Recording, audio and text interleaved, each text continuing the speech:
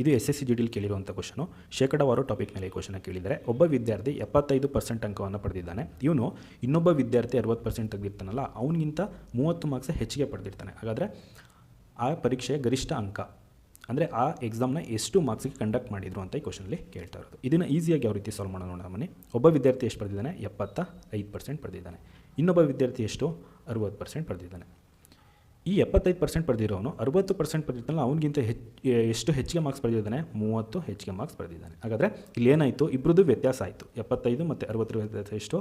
15%. 15% ಎಷ್ಟಕ್ಕೆ ಸಮ? 30 ಮಾರ್ಕ್ಸ್ಗೆ ಸಮ. ನಮಗೆ ಕೇಳ್ತಿರೋದೇನೋ ಗರಿಷ್ಠ ಅಂಕ. ಗರಿಷ್ಠ ಅಂಕ ಯಾವಾಗಲೂ 100%ಗೆ ಸಮ ಆಗಿರುತ್ತೆ.